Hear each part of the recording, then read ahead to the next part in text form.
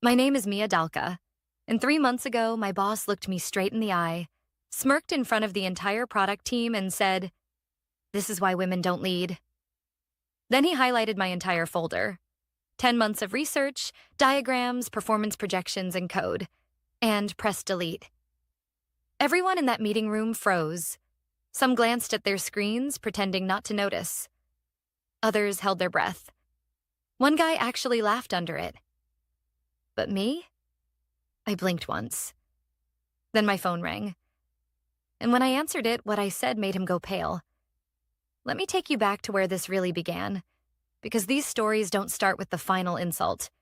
They start much earlier, with subtle patterns that no one calls out until they become impossible to ignore. 14 months ago, I joined Elixis Labs as a senior systems engineer. Not a glamorous title, not something you put in a headline. But behind the scenes, I was the architect behind a product that was going to reshape the way hospitals manage critical patient data. It was secure, scalable, and, most importantly, human-centered. I was brought in by the former CTO, Julian Arman, who left 3 weeks after I started, and that's when Logan Riker took over. Logan was sharp, charismatic in that overconfident, smug sort of way. He shook my hand the first day he came on board and said, "So, you're the girl who likes databases. Cute." I thought I misheard. But over the next few weeks, I realized that was just his style. The kind of guy who thought inclusion meant bringing women in to decorate the meeting table. At first, I ignored it. I was here to do a job, not to win anyone's approval. I buried myself in the product, the back end, the user feedback loops, the AI logic for flagging anomalies in patient vitals. Clients started noticing the improvements. Our beta demo scored 18% better than projected in usability. Hospital administrators requested more updates. And somewhere along the way, Logan started asking for status checks twice a day. But he never asked for my ideas. He never asked how I got the numbers. He just hovered, waiting for something to go wrong so he could pounce. One day during a product review, I presented a streamlined solution for data encryption that could have reduced storage costs by nearly $2.6 million annually across our partner network. Instead of reviewing the code, Logan interrupted me with, "Mia, do you have any actual engineering background or just enthusiasm?" My jaw clenched. I wanted to scream, but I knew better. Because the worst thing you can do in rooms like that is react. So I nodded, thanked him for the feedback, and kept working. Over the next 4 months, I compiled everything: codebase, analytics, integration logs, into a secured folder. I worked nights, weekends, while Logan was golfing with investors. I built what was essentially the spine of the company's future platform. And then came the meeting. Quarterly planning, full leadership team, investors looped in by video. I was told to walk them through the product vision, but right as I connected my screen, Logan cut in. "Actually," he said, "before Mia presents, let me show you something interesting." He walked to the front of the room, took the mouse from my hand like I was a child, navigated to my folder, and said it. "This is why women don't lead." Click, delete. I felt my stomach drop. Not because I couldn't recover the work, I could. It was backed up. But because of the message he just sent. He wanted to humiliate me, publicly, casually, like erasing me was a performance art. But that's when my phone rang. I didn't hesitate. I picked it up. "Yes," I said calmly. "I'll take the CTO position at your company. I accept in the room?" Silent. Logan blinked. His smirk faltered. "Wait, what?" I turned to him and said, "You just made my exit easier than I ever imagined." But trust me, that's just the moment that changed everything. The real story? It's what led up to that call. The choices, the betrayals, the secret I'd been keeping about who was really watching me work behind the scenes. In the next chapter, I'll tell you how that job offer came to be, and how Logan unknowingly helped secure it himself. Because sometimes the most satisfying revenge is when they hand you the weapon themselves. 3 months before that meeting, The one where Logan deleted my folder and told an entire room of executives that this is why women don't lead. I was sitting alone in the break room, microwaving leftover Thai food, when someone I barely knew sat down across from me. Her name was Neha Ramesh, senior UX researcher, usually quiet, polite, invisible by choice. She looked up from her salad and said, "Hey, what you said in that product huddle yesterday about ethical data filtering for misdiagnoses? That was brilliant." I blinked, surprised. I didn't even realize she was listening. "Thanks," I said. I wasn't sure anyone noticed. She smiled. A couple people noticed. One of them asked for your name. That someone turned out to be Cora Eastman, co-founder of Ethratech, one of the fastest-growing medtech firms in the region. Cora had been sitting in on a product walkthrough as a visiting consultant for a hospital partnership we were piloting. I didn't even realize she was there. But apparently she noticed what Logan didn't, because the next morning I received a LinkedIn message. Short, precise. "Hi, Mia. Would love to hear more about your system architecture work on that Elixis prototype. Do you have 15 minutes sometime this week?" I stared at the message for a full minute. Then I took a screenshot and emailed it to myself, just in case. We spoke that Thursday. It was supposed to be 15 minutes. It turned into 90. She asked smart, probing questions about my data model, my real-time sync system, the latency issues I solved during the rollout. And when I told her that I'd done most of it solo, she paused and said, "You realize that's CTO level work, right?" I laughed. It sounded ridiculous at the time. I was still stuck being talked over in meetings where Logan referred to me as database girl. But Cora wasn't joking. "You think 10 steps ahead," she said. "Most engineers can't think past the next sprint. You're solving structural problems." After that call, she didn't offer me a job. Not right away. She just said, "Stay in touch and keep doing what you're doing." I did. Over the next 2 months, we exchanged emails. I shared articles, white papers, updates on new client feedback from the hospitals. She asked deeper questions. Never pushy, never aggressive, just watching. And meanwhile, things at Elixis were getting worse. Logan started taking credit in front of execs for the same architecture I built. He'd say things like, "We've been restructuring back-end integrations," even though he hadn't written a single line of code. When I privately confronted him about it once, he shrugged and said, "Leadership is about narrative, Mia. Not details. Learn to sell or stay invisible." That was the moment I knew I was never going to be promoted. Not by him. Not in that building. It didn't matter what I built. He saw me as an obstacle to his spotlight. So I stopped waiting for his approval and started documenting everything. Not for HR. Not to fight him, but for me. I compiled detailed records of every innovation I was responsible for. I built a private portfolio, architecture maps, live demos, process documentation, all detached from proprietary Elixis material, but showcasing the thought process behind my work. And every few weeks, I'd send a small update to Cora. Not a pitch. Just a, "Hey, thought this might interest you. Here's how I solved this challenge." Then one day, I got the call.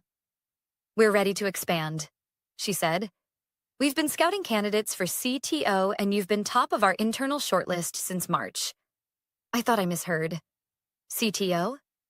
"Yes," she said. "And I'm not offering this out of charity or politics. You've been operating at CTO level. You just haven't had the title or the respect."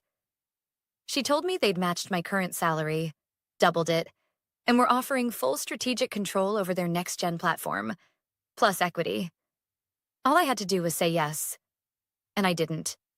At least not right away. Because I knew something Logan didn't. He still had one last chance to prove what kind of leader he was. One last chance to rise with me, instead of trying to bury me. I gave him that chance in the form of a final presentation. A real-time analytics dashboard that would cut diagnostic lag in critical care centers by 42%. It was the same folder he deleted in front of the entire team. The moment he did, I answered my ringing phone and said what I'd been waiting months to say. Yes, I accept the CTO position. But what Logan didn't know, what no one in that meeting knew, is that he himself had been part of the reason I was hired. Because sometimes your enemies don't just underestimate you, they accidentally help you rise. In the next chapter, I'll show you exactly how Logan's behavior during those final months made Cora's decision even easier, and how his obsession with control became the very thing that destroyed his credibility. Because when you treat someone like they're invisible, you often forget they're watching. And sometimes, so is everyone else. By the time I accepted the CTO offer from Ethratech, I wasn't angry anymore. That surprised me. I thought I would be. I thought I'd feel the burning need for revenge or justice. But instead, all I felt was clarity. Because Logan didn't just delete a folder, he deleted the last illusion I had that people like him could ever be reasoned with. He didn't want partnership. He wanted ownership. Of credit, of control, of perception. And the most dangerous part? He was good at it. At least, at first. After he deleted my work in that meeting, the room fell silent. No one spoke up. No one protested. People stared at their laptops or the floor. I knew most of them didn't agree, but no one wanted to challenge him. That's how people like Logan survive. Through silence. But what he didn't know was that his silence had been leaking cracks for months. And now, I want to show you exactly how he destroyed himself. One misstep at a time. Let's go back 6 months. Back when our lead client, Paragon Health Systems, began preparing to scale their pilot across 5 new hospitals, I was responsible for that integration. They loved the responsiveness, the intuitive interface, the load time improvements, and they sent in written feedback, twice, mentioning me by name. Logan accidentally left those parts out in the executive summaries. He reworded their praise to say, "The Elixis engineering leadership team has exceeded expectations. There was no team. It was just me." I said nothing. I kept building, kept tracking, kept documenting. Because I had started to see it clearly. Logan wasn't just ignoring my work. He was trying to absorb it. He started showing up to meetings unprepared, then using my slides. He began saying things like, "Our back-end strategist suggested this." Never naming me. Never giving me a seat at the table. But he didn't realize that others had noticed too. Small things. Neha once overheard him rewriting one of my code commits into his weekly report. She never said a word, but the next day she quietly slipped a sticky note onto my desk. It said, "Keep your own copy. Just in case." Another time, our junior analyst, Jaden, saw Logan accidentally forward a client message thanking me, and then watched him delete the thread before the all-hands. Little things. But they were adding up. I never asked anyone to take sides. I didn't start a whisper campaign or collect allies. I didn't have to. Because the longer Logan tried to silence my presence, the more visible I became to the people who actually paid attention. And then came the turning point. 2 weeks before that disastrous meeting, we had a cross-department workshop with our new AI consultant. He was young, maybe mid-30s, sharp, and clearly annoyed when Logan tried to open the session. "Actually," he said, flipping through the onboarding deck, "can we hear from Mia instead? She's listed as the architect on most of this." Logan's smile froze for half a second. He recovered, of course. He always did. But it was the first visible crack in his armor. He said, "Mia's good with the technical weeds. But for strategy, Weeds?" I said, before I could stop myself. I met his eyes and held them. Everyone turned. I didn't raise my voice, didn't get emotional. I just said, "You mean the data model that just secured us a $2.1 million expansion contract?" Silence. Then Jaden coughed into his notebook to hide a laugh. Logan didn't respond. He pivoted. He always pivoted. But something had shifted. After that workshop, I started noticing the questions clients asked were directed at me, not him. Follow-ups came to my inbox. Strategy suggestions were forwarded to my private extension. Logan hated it. I could see it in the way he began nitpicking my tone in emails, CCing executives on simple follow-ups, treating every minor issue like a leadership flaw. But here's the irony. All the while he was trying to control the story, he was writing a new one. For someone else. Cora was still watching. She had quietly attended that same workshop. She saw everything. And when I told her later about the deleted folder, she didn't gasp. She didn't sound surprised. She just said, "And that's why your leadership will look nothing like his." By the time I stepped out of that conference room, after calmly accepting the CTO position and announcing my resignation, Logan looked like someone who had just watched the floor collapse under his feet. And yet, he still didn't get it. He stood up, raised his voice like he was reading from a policy manual. "This is highly unprofessional. You can't just quit in the middle of a department meeting. There are procedures. Protocols." I didn't answer him. I didn't need to. Instead, I turned to Gideon Talley, our COO, who had been silent the entire time, arms crossed, watching everything. He didn't say much either, just gave the smallest nod. Logan sputtered something about breach of conduct, about NDA clauses, about poaching. That's when I showed him the offer on my phone. "There's nothing proprietary being taken," I said. "And if clients choose to follow a person over a brand, that's not theft. That's trust." And with that, I walked out. I didn't slam the door. I didn't cry in the parking lot. I just left. It was 9:42 a.m. on a Thursday. By noon, my LinkedIn inbox had 15 new messages. By 5 p.m., I was on a video call with the AITA Tech onboarding team. And by Friday morning, the tremors had started inside Alexis. I didn't hear about it directly. But people talk. They always do.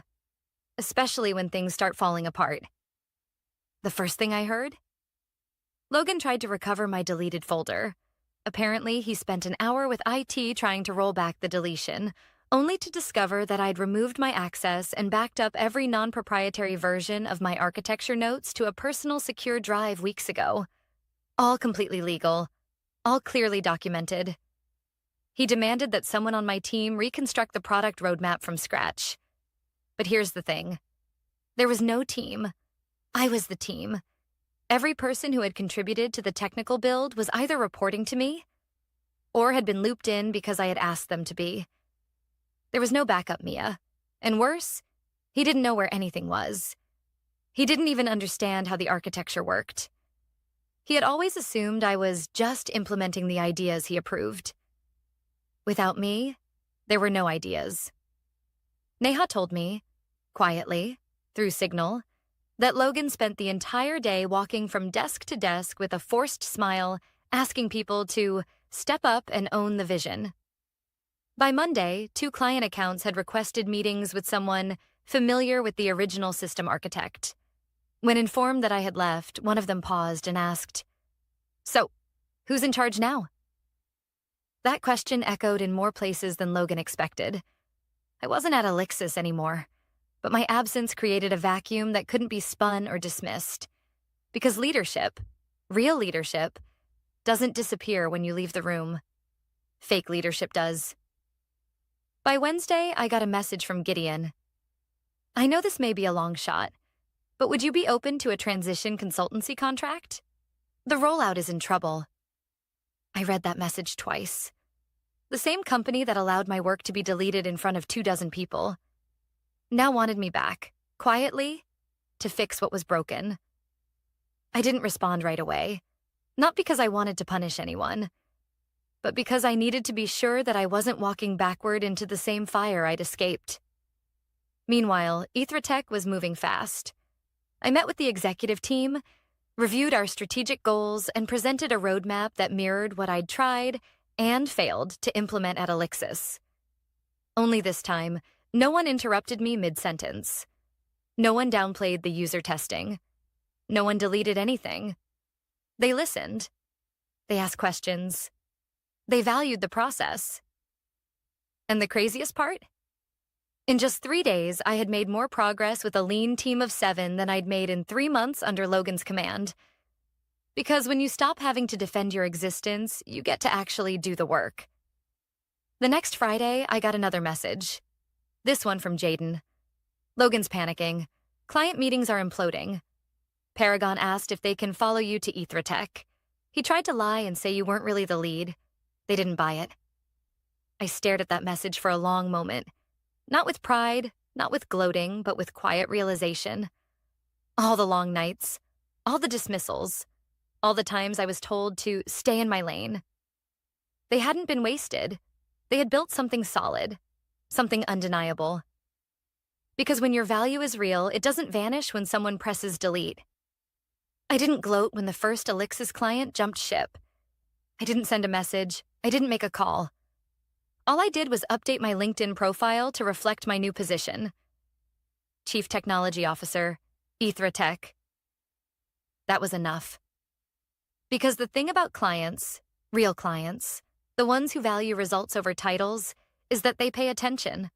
They remember who answered their 9 p.m. emails, who followed up after system crashes, who built tools that actually made their work better.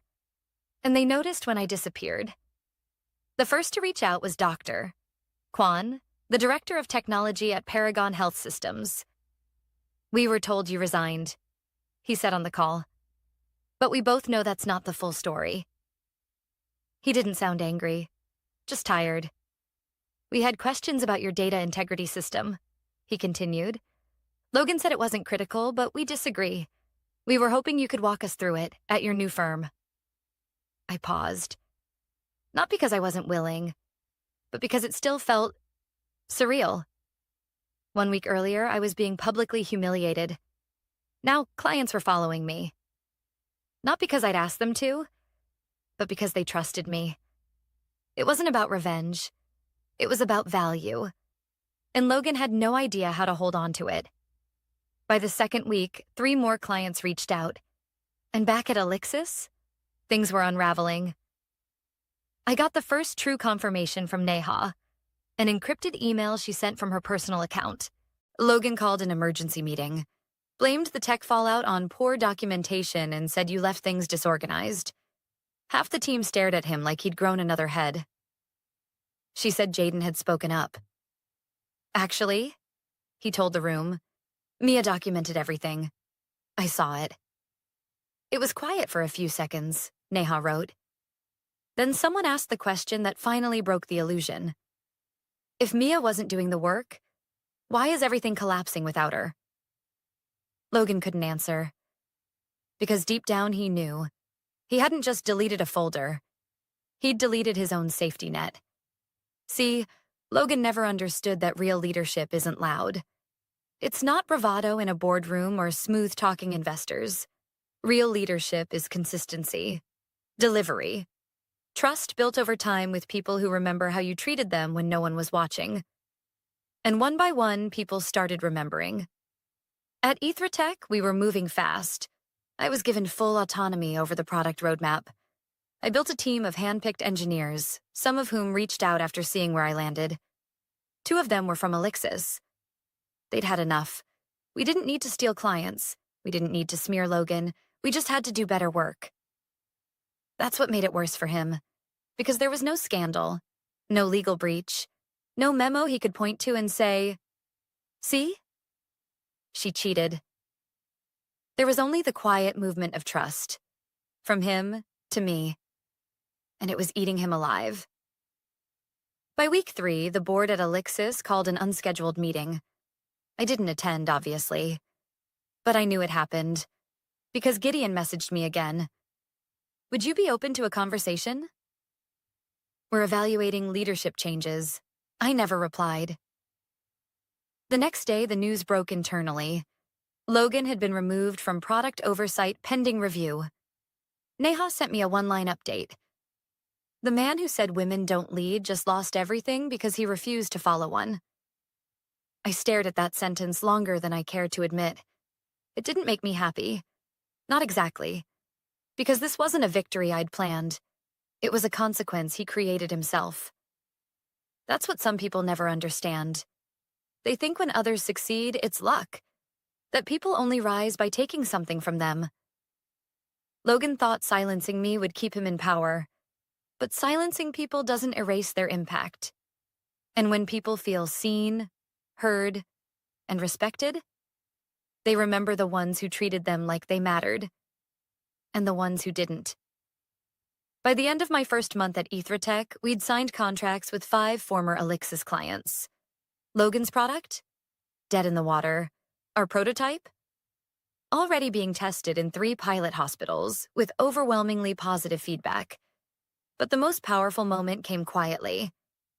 Neha, now leading a research pod at AITA, stopped by my office. She didn't say anything at first, just stood in the doorway, arms crossed, smiling. "You know," she said, "when you left, I realized something. The only reason I stayed as long as I did was because you were there. You made it feel possible." I swallowed hard, because I hadn't known that. Not really.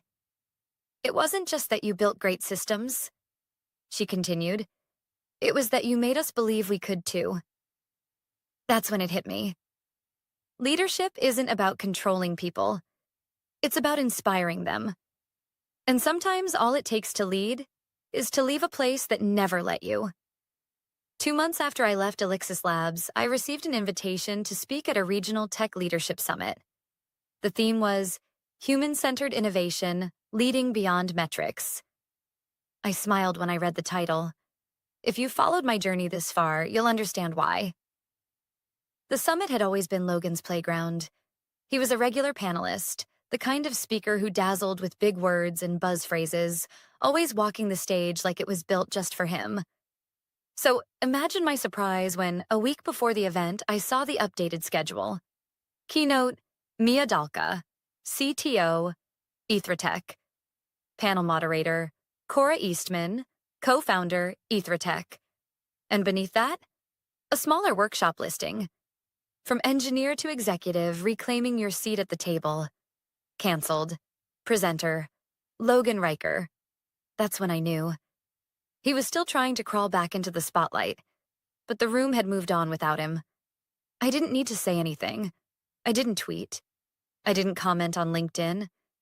Because the most elegant revenge is when you don't have to say a word. The truth walks into the room before you do. But the full story of Logan's fall, that came from a place I didn't expect. It was Gideon Talley, the former COO, who called me. His voice was quieter than I remembered. "I owe you an apology," he said. "I should have stepped in when Logan deleted your work. I saw it happen, and I did nothing." That silence I remembered from the conference room? Turns out it haunted more people than just me. "We underestimated you," he continued. "We assumed leadership looked like noise, authority, control. But you built trust without demanding attention." He paused. Then he asked the question I never expected to hear. "Would you consider consulting with Elixis again? Just for transition support?" "We've lost key accounts. Logan's contract wasn't renewed. We're trying to rebuild." I didn't respond right away.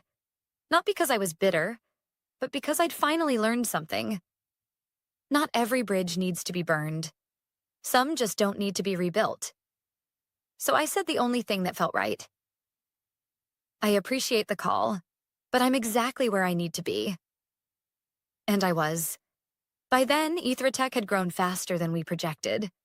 We'd landed 3 more hospital contracts, expanded our engineering team, and launched a beta program that was already outperforming legacy systems in speed, security, and user satisfaction.